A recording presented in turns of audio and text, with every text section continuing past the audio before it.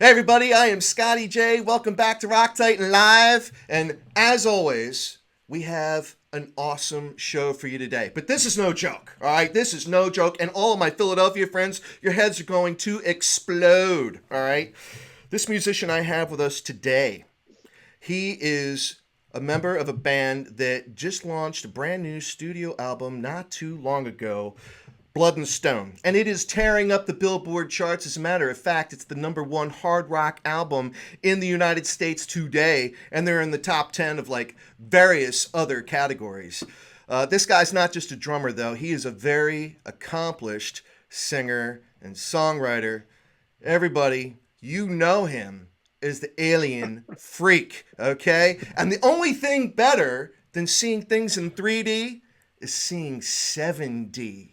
Ladies and gentlemen, Morgan Rose, what's going on, man? Did I let you down? That was a nice intro.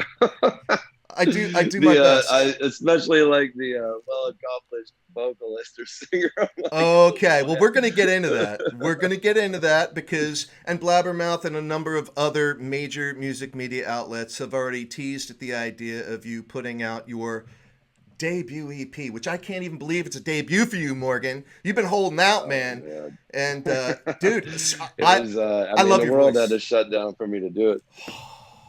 Dude, Thank you, man. I love your voice. I love your voice. And we're definitely going to Thanks, talk bud. about that. Yeah, we have to, man.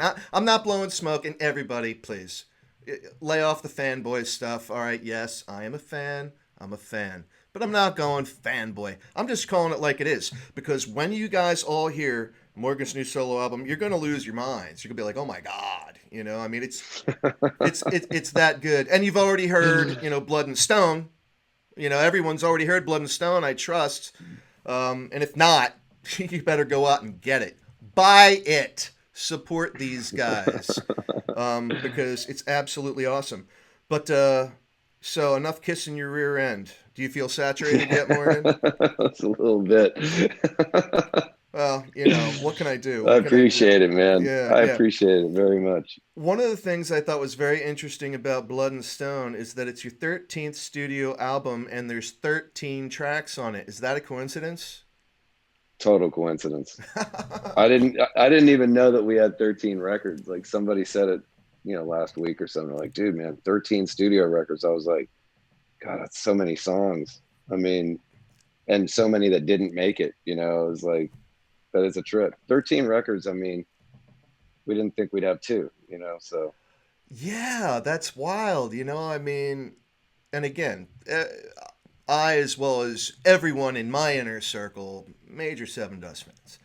But I look back and I saw that, like, your debut that came out in 1997, it didn't get, like, not immediately anyway, it didn't get, like, rave reviews. Like, you guys sold, like, not that many albums, you The know? first week we sold 311 records. I'll never forget it. That's First week. insane. Yeah. Yeah. Our first, and I mean, and we were like, damn, that's cool. That's like everybody that knows us bought it. And then the next week was like 450. And we're like, dude, who are these people that are buying the record? Like, we don't have 700 plus people that know us. And so the label and everyone really enjoyed us early on because we were so green that it was cute to them. We would sell 1,000 records and go, oh my God, dude, 1,000 people bought the record this week. Now it's a little different.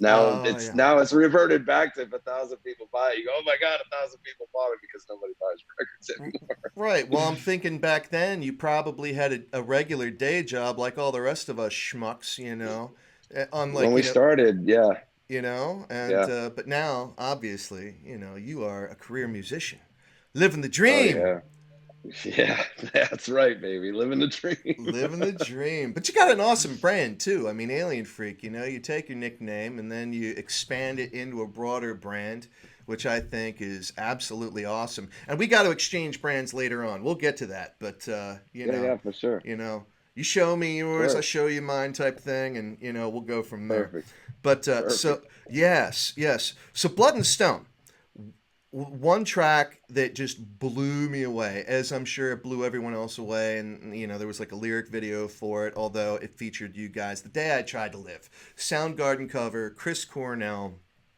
Oh my God. Um, whose decision was it to do that cover?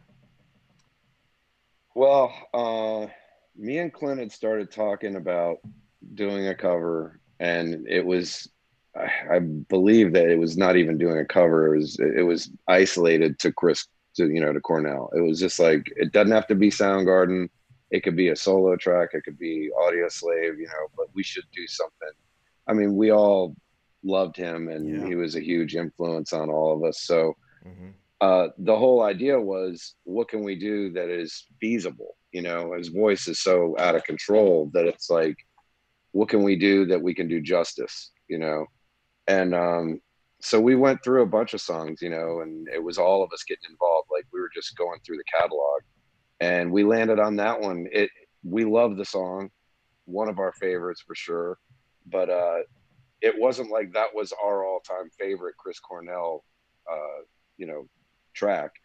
It was the one that we all loved, that we thought, this is going to be the best shot at being able to succeed at doing this, because you know the music is challenging in itself. I mean, those guys are all top notch, and their way of playing is, I mean, to emulate that and to do it justice is a task. But obviously Cornell that's the real challenge. Is Hmm. Lejean going to be able to do this and do it justice? And so to not to make this a long-winded answer, but uh, the decision was made that we would do it, and then if it was good, then it would be released, and if it wasn't, we would destroy the evidence. We never wanted it out. We never Right. wanted anyone to hear it. So we did the music. I thought that we did the music justice, and we felt good about it. And then Lejean went in with Elvis, and we weren't even in the room. We were in another part of the whole place, and we were just letting him do it, kind of like biting our nails, like, what's this going to be like? And he just killed it, roasted it. I mean, it was so good that, I mean, and he was nonchalant about it. You know, I think that he was probably, I'm sure that he was nervous. I mean, we were all nervous about doing it right, and but he just killed it. I mean, he's a standout for sure. And so once that was done, I was like, all right, well, that's gonna go. That's gonna make it, and that's it. Right on. Yeah, no, Lejean's the man. But before I break into that a little bit more, I got to say once again, Morgan, thank you so much for joining us on Rock Titan Live. Because catching up to you, this was kind of my catchphrase that I wanted to open up with in the beginning. Catching up with you is like running up the wrong way of an escalator. Like it's been a Yeah, long time coming, man. But finally, your man came through, and here we are. But with Lejean, and the day I tried to live, and I'm thinking, ooh, this is going to be interesting because, like you said, Chris Cornell has just one of those unparalleled voices with all the different octaves and the range that he had, just ridiculous. And I'm like, what's Lejean going to do yeah, with this? I'm like, I hope he doesn't necessarily try to do that because that could be as yeah. great a vocalist as he is. Who could do that?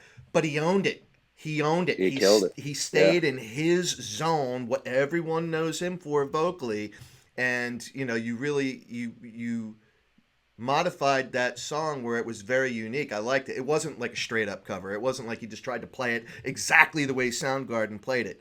You guys owned it, which I thought was very, very cool.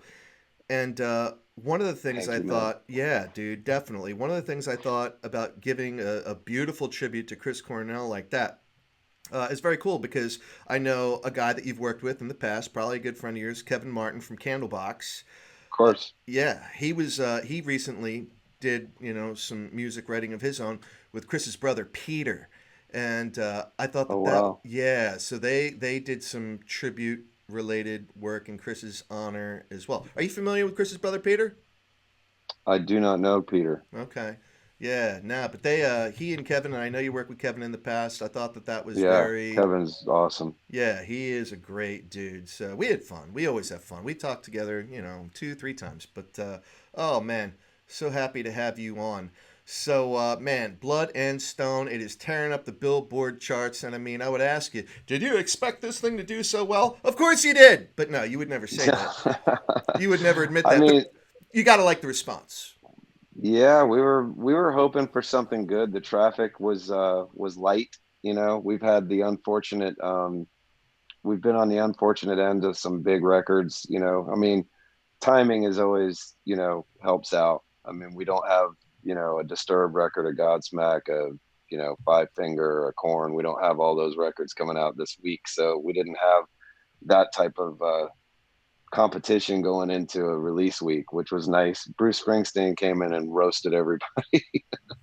But I The mean, it boss. was, yeah, it was humbling, I mean, after all this time to get a top 10 record, it's like, it's nice. It's really cool and Yeah, well, super appreciated. you guys have been Grammy nominated before, and I would fully expect with this, you're probably going to get it again. Have there been any whispers already this prematurely? I mean, have you heard anything from anyone else or like, ooh, this is it? No, it's super early, but I mean, I know it's being received really well.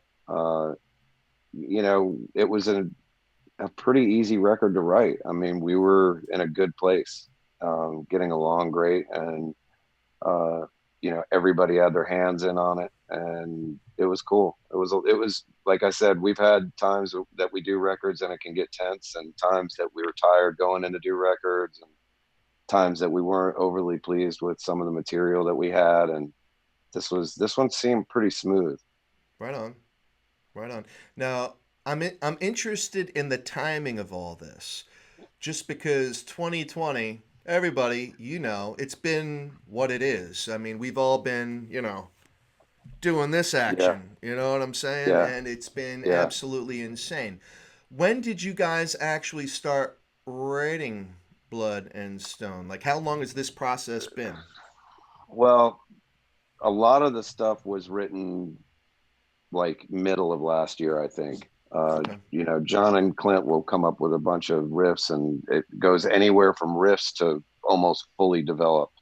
Uh, so a lot of when basically we went into the studio in October last year. Okay. So we went in and did it in I think it was like, I'm probably wrong on this, but like 5 or 6 weeks. Um, Me and John and Lejean had gotten together and written a few songs earlier in the year. And then me and Clint got together a few days before the rest of the guys got there, and we had our own little writing session. And through that, John would come in with some stuff, and then me and him and Lejean worked on it and did 3 or 4 songs. And then Clint came in with his stuff, and then me and him worked on it, and we got 3 or 4 out of that. And then we worked on other songs, when everyone got there. And again, it was super smooth. So I don't, you know, I don't know if we anticipated that it would do this good or anything. To be honest, we've had times that we're like, this is the record, and it, did what it did.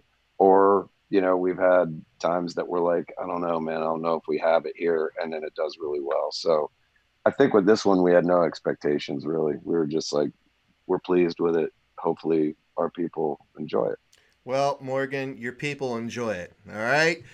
it. Really, I mean, you crush. As soon as I heard "Dying to Live," first track on the album, I'm just like, "What? Wow, man! These guys are all in on this one." I mean, this is like just That track we felt good about, really good woo! about that Some one. of the best Sevendust I've ever Yeah. heard, And then you go "Love" and "Blood from a Stone."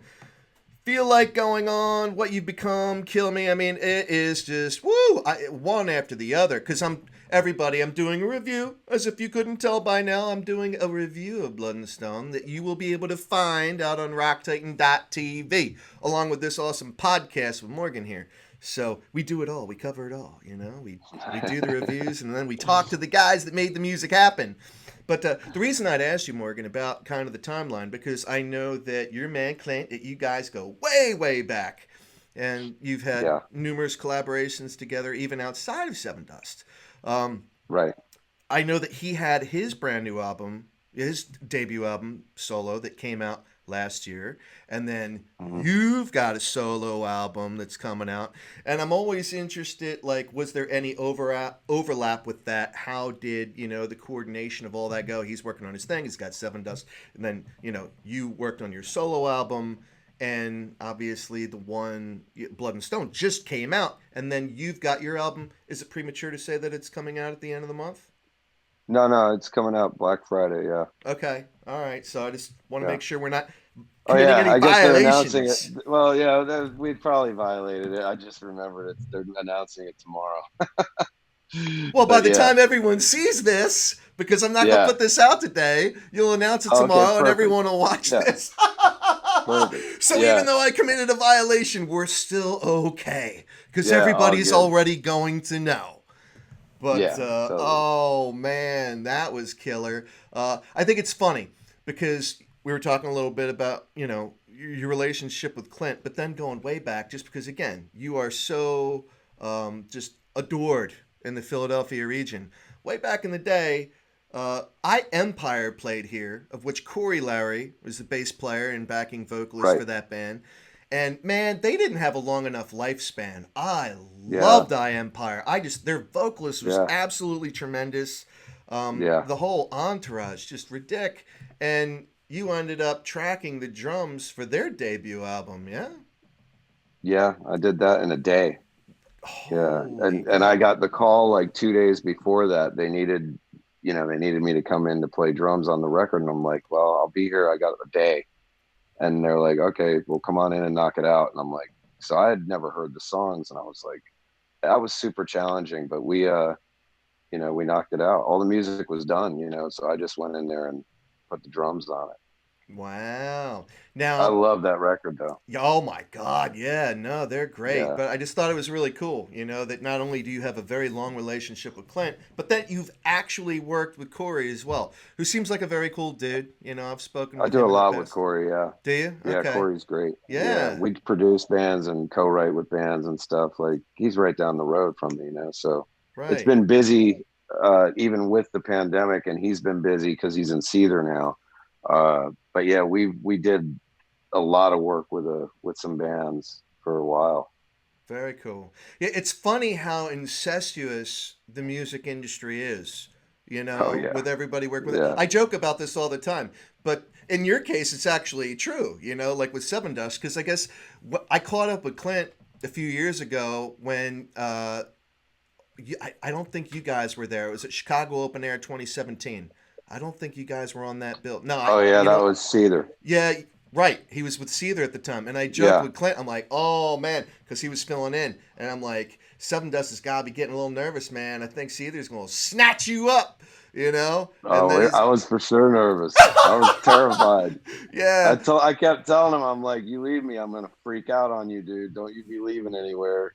that's So yeah, funny. That's too funny. But then now Corey's the lead guitarist for Seether. And yeah, I didn't even yeah, know he played guitar, man. I thought he was like exclusively a bass player. Now that's just my own yeah. ignorance going back in the day, No, but he's super talented. That whole yeah. Lowery group is just super talented. All of them can Yeah. do it all. Yeah. Sing, play all the instruments. I mean, they're a one man show with their brother Dustin is also super talented. I mean, and their mom and dad were both incredibly talented. Yeah, that whole family was just like crazy. Right on. Right on. So, man, we cannot put 2020 behind us soon enough. And I got to thank you again, Morgan, because right now you are literal therapy for me. Because the Oh, last thank like you, man. 72 hours have been insane. Like, totally nerve Yeah, wracking. I'm like, I need something to get me away from all this. yeah, I can't deal with the yeah. news anymore. It I'm is watching. I got Happy Gilmore on repeat, man. I'm trying to just keep it as light as possible. right Just, on. yeah, it's insane right now, man. I don't Yeah. know. I'm in Atlanta, so this place is ready to come unglued at any moment. Oh, Jesus, I know Georgia's a. We're not going to go there. We're not going there. Yeah, I don't do yeah, that. We are talking music. yeah, So back to yeah, the music. 2020. We just woo, just wipe it away, man. Almost like it never even happened. But we got to remember it for from a learning perspective. 2021 coming up, man. You guys in Sevendust are going to be touring like men possessed in support of Blood and Stone, without a doubt. Oh, yeah. Hold on. All right. I lost you there for a second. That was my publicist calling me. Oh Uh, no, have we already run out of no, time? that's all right. We'll go. like I said. Oh my We are God, you're going to be very fashionably late. fashionably late. All right, I'll do the best Yeah, I can here. All right, so all you good. so you guys are going to be supporting Blood and Stone like men possessed. Now, one of the The things that minute they open the doors, yeah. I mean, the minute they fire it off for us to go, it's gonna be a just insane. I mean, we're gonna be in the middle of a traffic jam. oh, The public will definitely not have any shortage of concerts. I can promise you that. I oh mean, bands are my gonna be going Lord. like crazy. Yeah. Hopefully, Live Nation like shows mercy on everybody, with like ticket Yeah, prices and they don't gouge yeah. because I hope so. Yeah, maybe they can sell packages of tickets because everybody's I gonna think literally, so.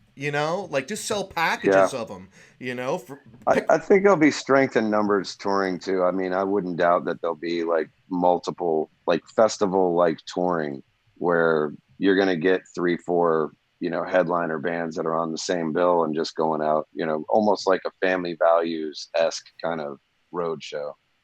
I Yeah, would I would think that that's a good idea to get a handful of tours together like that and let it be an appreciation to the people, to where you put like that type of really strong, powerful bill and stack them right. so that the people don't have to be worrying about who they're going to, picking and choosing who they're going to go see.